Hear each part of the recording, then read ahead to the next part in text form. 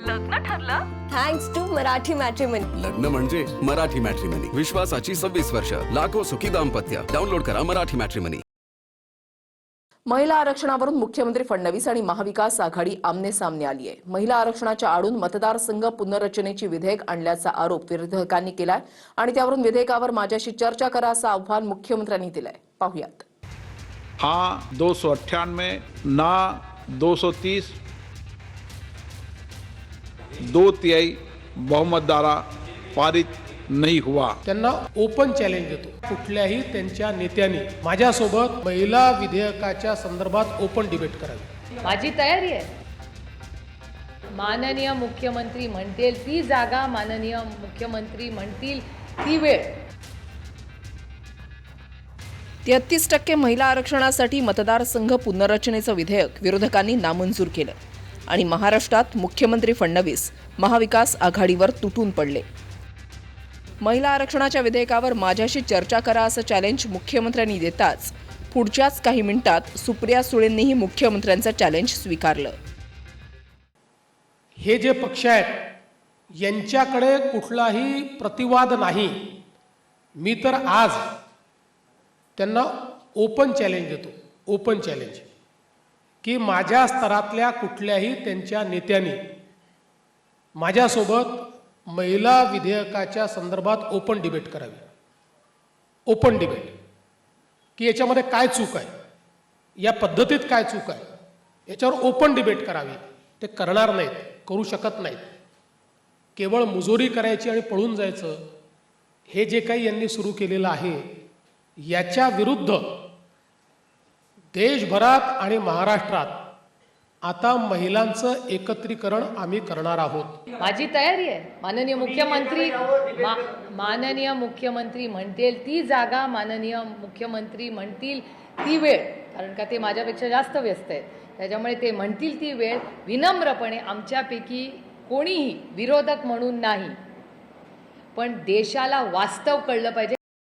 आम्ही पण त्यांना ओपन चॅलेंज करतो. मुख्यमंत्री नाही, त्यांच्या बॉसना पण आम्ही ओपन चॅलेंज करतो. पहिले तर प्रेस समोर या, प्रेसची प्रश्न घ्या आणि काँग्रेसच्या सगळ्या महिला, आम्ही इंडियाच्या सगळ्या महिला आणि तुम्ही एक जमत असेल तुमच्या सगळ्या मुख्यमंत्र्यांना बसवा. चला, योगीजी असतील, फडणवीसजी असतील, सगळे मुख्यमंत्री, प्राईम मिनिस्टर आणि आम्ही काँग्रेसच्या फक्त महिला, तुम्हाला आम्ही उत्तर देऊ आणि तुम्हाला आणि डिबेटला आम्ही चॅलेंज करतो तुम्हाला. लोकसभेत आणलेलं विधेयक हे महिला आरक्षणाचं नव्हतंच, तर आरक्षणाच्या आडून दक्षिणेच्या तुलनेत उत्तरेतल्या राज्यात लोकसभेच्या जागा अधिक वाढवण्याचा डाव होता असा आरोप विरोधकांनी केलाय. सुप्रिया सुळेंनीही मोदी सरकारला थेट सवाल केला. 2023 मध्येच महिला आरक्षण विधेयक पास झालं.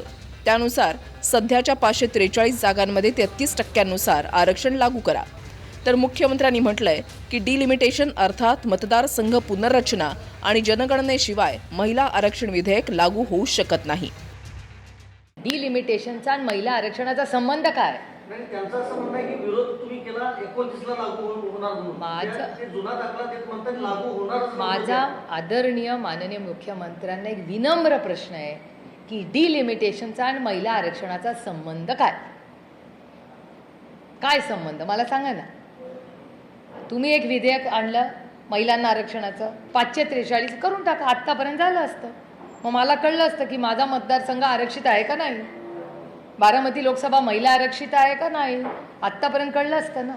डिलिमिटेशनमध्ये तुम्ही का घालताय? तुम्ही 543चा निर्णय तत्कालीन का नाही घेतला? कोणी थांबवलं या सरकारला? डिलिमिटेशन आणि सेन्सस या दोन गोष्टींशिवाय महिला आरक्षण विधेयक लागू होऊ शकत नाही. म्हणून डिलिमिटेशनची प्रोसेस सुरू करणं आणि सेन्सस न झालेलं असल्यामुळे 2011च्या सेन्ससनी ते डिलिमिटेशन करणं, या दोन गोष्टी केल्याशिवाय 2029मध्ये महिला आरक्षण विधेयक लागू होऊ शकत नव्हतं. हे कदाचित प्रियंकाजींना त्यांच्या लोकांनी समजावून सांगितलं नसेल. देवेंद्रजी खूप अभ्यासू नेतृत्व आहे हे मला माहिती आहे. त्याच्यामुळे महिला आरक्षणाचं बिल हे 23 मध्ये पास झालंय हे देवेंद्रजींना 2000% माहिती आहे. पण कदाचित दिल्लीवरनं जे नोट्स आले असतील, जे प्रेशर आलं असेल की नाही पक्षाची आता हीच लाईन आहे ती चालवा, त्याच्यामुळे कदाचित त्यांच्यावर हे प्रेशर येऊ शकतं. विरोधक वारंवार 2023 मध्ये पास केलेल्या महिला आरक्षण विधेयकाचा दाखला देत आहेत.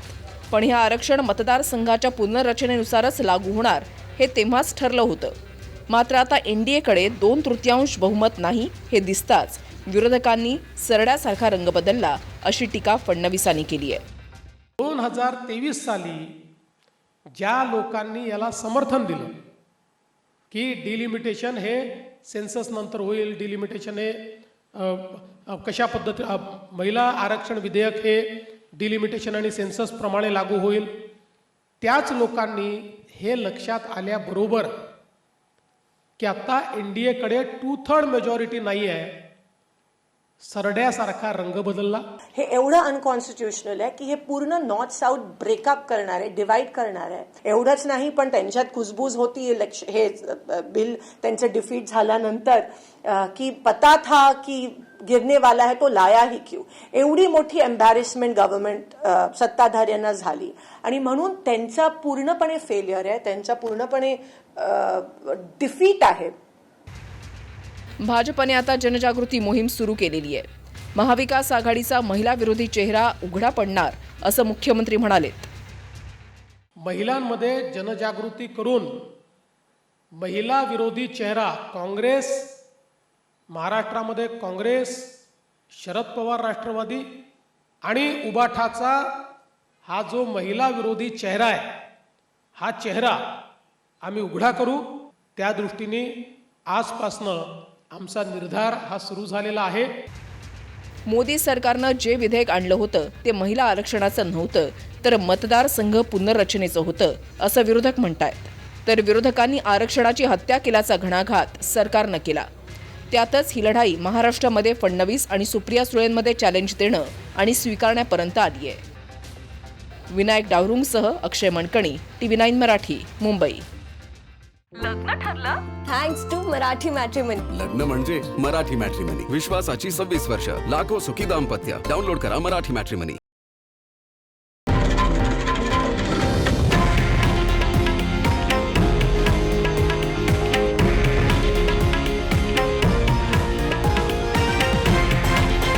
हे आहे देशातील नंबर 1 न्यूज नेटवर्क आणि आपण पाहत आहात TV9 मराठी, एकमेव.